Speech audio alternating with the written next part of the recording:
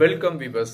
அது மே மாதம் 9ஆம் தேதி 2017 பொள்ளாச்சியில் நிவேதா என்று சொல்லக்கூடிய ஒரு 53 வயது நிரம்பிய ஒரு பெண்மணி தனியாக வசிச்சுட்டு வராங்க. அவங்க என்ன பணி செய்கிறாங்க அப்படின்னு பார்த்தா, பக்கத்தில் இருக்கக்கூடிய ஒரு பள்ளியில் டீச்சராக ஒர்க் பண்ணுறாங்க, கவர்மெண்ட் ஸ்டாஃப். ஸோ இவங்களுக்கு 23 வயது இருக்கும்போது ஒரு நபரோடு திருமணம் ஆகுது. ஸோ ஒரு 2 ஆண்டுல தன்னுடைய கணவன் கிட்ட ஏற்பட்ட கருத்து வேறுபாடால அவருக்கு டிவோர்ஸ் கொடுத்துட்டு தான் கூட ஒரு வயது பெண் குழந்தைய தனியா கொண்டு வந்து வளர்த்து இப்போ அந்த குழந்தை 20 வயது பெண்மணியா மாறுது. அவங்க மறைமலை நகர், சென்னையில் இருக்கக்கூடிய மறைமலை நகர்ல ஐடி கம்பெனியில வேலை கிடைக்கிறதால தன்னுடைய அம்மாவை பொள்ளாச்சியிலே விட்டு அவங்க தனியா வேலைக்கு வந்துடுறாங்க. இப்போ தன்னுடைய வீட்டில் தான் மட்டும் இருக்கிறத உணர்ந்த நிவேதா என்ன பண்றாங்க அப்படின்னா, ஸோ இவ்வளோ நாள் தன்னுடைய மகளுக்கு தெரியாத ஒரு சில தவறுகள் செய்தும் இதுக்கப்புறம் அவங்க கூட கிடையாது, இதுக்கப்புறம் நம்ம ரொம்ப ஃப்ரீயா இருக்கலாம் அப்படின்றத உணர்றாங்க.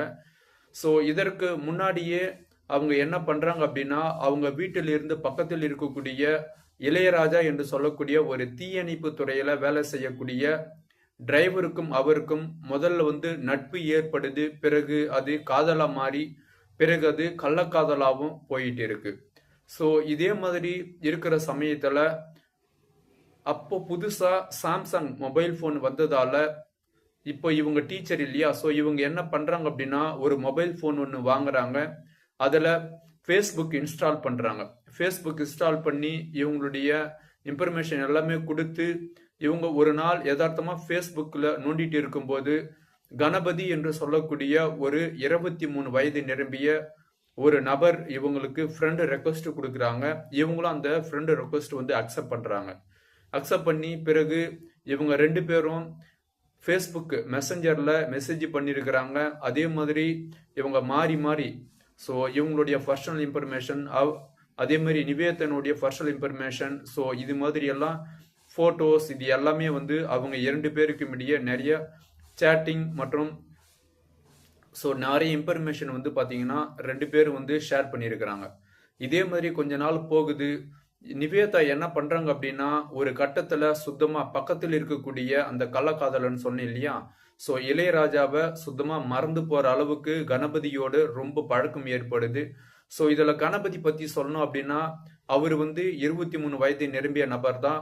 அவர் ஒரு தனியார் வங்கியில வேலை செய்யறதால நான் உங்களுக்கு லோன் வாங்கி தரேன், என்னால முடியும், ஸோ உங்களுக்கு ஏதாவது லோன் வேணும் அப்படின்னா என்கிட்ட சொல்லுங்க, நான் வாங்கி தரேன் அப்படின்னு சொல்லி நிவேதா கிட்ட சொல்லியிருக்கிறாங்க.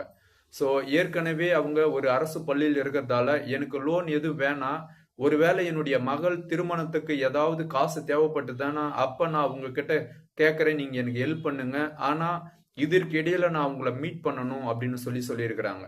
ஸோ இதை எப்படியாவது பக்கத்தில் இருக்கக்கூடிய இளையராஜா கிட்ட சொல்லணும், எப்பயாவது நம்ம சென்னைக்கு போகணும் அப்படின்ற ஒரு முடிவு எடுக்கிறாங்க.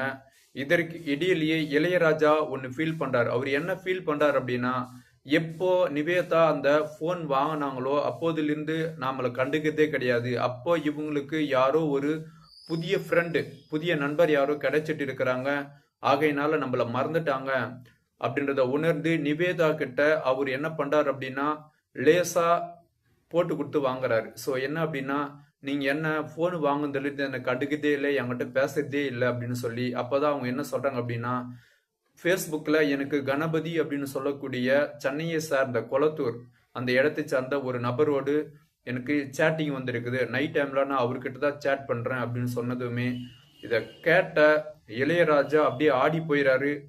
பாவி, ஃபர்ஸ்ட் நான் உன்னோட தானே பேசிட்டு இருந்தேன், ஆனா நீ இப்ப என்னை விட்டு வேற ஒரு நபரோட பேசிட்டு இருக்கிறிய, நியாயமா அப்படின்னு சொல்லி நிவேதா கிட்ட கேட்டு இருக்கிறாங்க. எதுவும் கவலைப்படாதீங்க, தவறு பண்றதுன்னா நான் அவங்க கூட தான் பண்ணுவேன், ஏன்னா கணபதி ரொம்ப தூரத்துல இருக்கிறான், ஆனா என்னைக்காவது நம்ம அவனை போயிட்டு மீட் பண்ணணும் அப்படின்னு சொல்லியிருக்கிறாங்க. ஸோ இதற்கிடையிலே அவரு, அதாவது இளையராஜா என்ன பண்றாரு அப்படின்னா இவங்களை எப்படியாவது பிரிச்சு விடணும் அப்படின்ற ஒரு எண்ணத்துக்கு போறாரு. தொடக்கத்துல மொபைல் போன் திருடிடலாம் அல்லது உடச்சி போட்டலாம் அப்படின்ற ஒரு எண்ணம் எடுக்கிறாரு. என்னதான் மொபைல் போன் உடச்சி போட்டாலும் இவங்க ஒரு கவர்மெண்ட் ஸ்டாஃப், இவங்க போயிட்டு இன்னொரு மொபைல் போன் வாங்குவாங்க.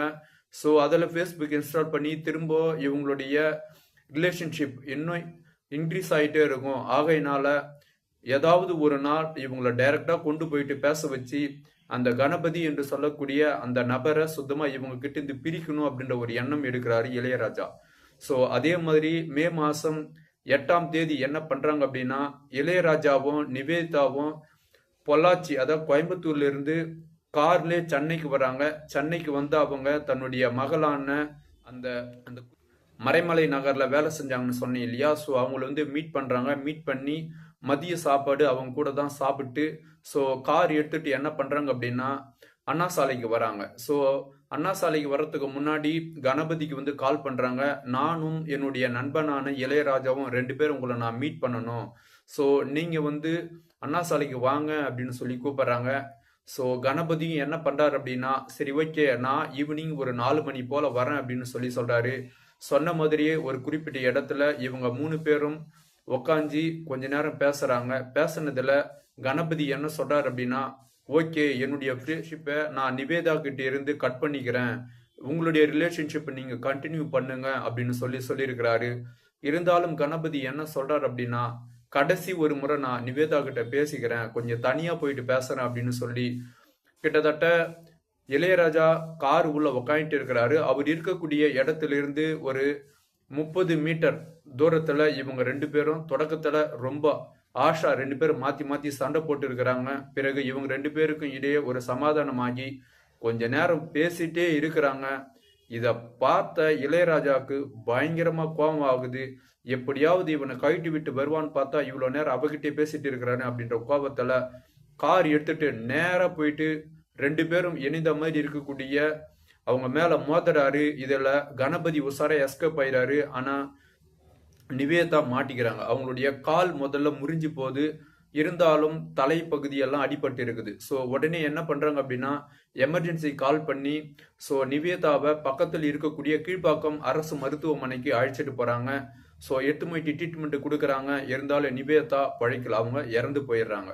ஸோ இப்போ போலீஸ் இவங்க 2 பேர் யாருன்னா கணபதி மீதும் அதே மாதிரி இளையராஜா மீதும் இவங்க 2 பேர் தான் அந்த சம்பவம் நடந்த இடத்துல இருந்தாங்க. ஸோ இவங்க 2 பேரையும் கைது பண்ணி விசாரணை மேற்கொள்றாங்க. அப்போ கணபதி என்ன சொல்றாரு அப்படின்னா, எனக்கும் இதற்கும் சுத்தமா எந்த சம்மந்தமும் இல்லை, ஸோ இளையராஜா தான் இது மாதிரி வேலை செஞ்சுட்டாரு, நாங்க பேசிட்டே இருந்தோம், இது மாதிரி வந்து மோதிட்டாரு அப்படின்னு சொல்லியிருக்கிறாங்க. பிறகு இளையராஜாவை கூப்பிட்டு விசாரணை மேற்கொள்ளும் போது, நானும் நிவேதாவும் கடந்த 20 ஆண்டுகளா ரொம்ப ரிலேஷன்ஷிப்ல இருந்தோம், ஆனா நேத்து வந்த கணபதி எங்களை பிரிக்கணும்னு ட்ரை பண்ணி அவங்க 2 பேருக்கும் இடையே அளவுக்கு அதிகமான ஸோ பேச்சுவார்த்தை நடந்ததால என்னால் அதை தாங்கிக்கவே முடியல. ஸோ ஒரு கட்டத்தில் நிவேதா என்னை விட்டு கணபதியோடு போயிடுவான் அப்படின்றத உணர்ந்து நான் இவங்களை எப்படியாவது பிரித்து விடணும் அப்படின்ற ஒரு எண்ணத்தில் பொள்ளாச்சியிலேருந்து நாங்கள் கார்லேயே வந்தோம். அதே மாதிரி அவங்களுடைய மகளை நாங்கள் மறைமலை நகரில் பார்த்தோம். பார்த்துட்டு இவனை மீட் பண்ண வந்தோம். இவங்க 2 பேரும் ரொம்ப நேரம் பேசுனது பார்த்து எனக்கு கோபம் வந்துச்சு. ஆகையினால்தான் நான் கார்லேருந்து நேரம் எடுத்துன்னு போயிட்டு அவங்க மேலே மோதிட்டேன். கார்ல உக்காந்துருந்து பார்த்தேன், நான் கோவப்பட்டு கார் எடுத்துன்னு போயிட்டு அவங்க 2 பேரும் பேசுறது அவங்க மேல மோதிட்டேன். இதனால தான் அவங்களுடைய உயிர் பிரிஞ்சுது அப்படின்னு உண்மையே ஒத்துக்கின்னு இருக்கிறாங்க. ஸோ இப்போ கணபதியை விட்டுறாங்க. ஆனா இளையராஜா சிறையில் தான் வாடிட்டு இருக்கிறாரு. ஸோ நண்பர்களே, இந்த வீடியோவை பொறுத்த வரைக்கும் நிவேதிதா ஒரு அரசு ஆசிரியை, டீச்சர், சரிங்களா? அவங்களுக்கு நல்ல கை நிறைய சம்பளம். அதே மாதிரி ஸோ தனக்கு ஒரு 20 வயதில் ஒரு மகளும் இருக்கிறாங்க. அவங்களும் ஒரு ஐடி கம்பெனில ஒர்க் பண்றாங்க. கடவுள் அவங்களுக்கு எந்த ஒரு குறையும் வைக்கல, அதாவது பண ரீதியா எந்த குறையும் வைக்கல. ஆனா அவங்க எப்படி வாழணும் அப்படின்னு சொல்லி தெரியாம தேவையில்லாம தவறான ரிலேஷன்ஷிப் வச்சு தவறான நண்பர்கள்கிட்ட பழகி அவங்க இன்னைக்கு அவங்களுடைய உயிரே வந்து விட்டு இருக்கிறாங்க அப்படின்றதான் வருத்தத்தை கொடுக்குது. ஸோ இந்த வீடியோவை பார்க்குற யார் ஒருத்தருமே பார்க்குற எல்லாரும் ஒன்று புரிஞ்சுக்குங்க, கடவுள் வந்து ஒரு விதத்தில் இல்லைன்னா ஒரு விதத்துல நிம்மதி கொடுத்துருப்பாங்க. அந்த நிம்மதி வச்சுட்டு எப்படி சந்தோஷமா வாழணுமோ அப்படி வாழுங்க. தேவையில்லாம தவறான நபர்கள்கிட்ட தவறான ரிலேஷன்ஷிப் வச்சுட்டா இது மாதிரி ஏதாவது நடக்கும் அப்படின்றத மனதில் பதிய வைங்க. ஸோ இவ்வளோ நேரம் இந்த வீடியோவை பொறுமையாக பார்த்த அனைவருக்கும் நன்றி, வணக்கம்.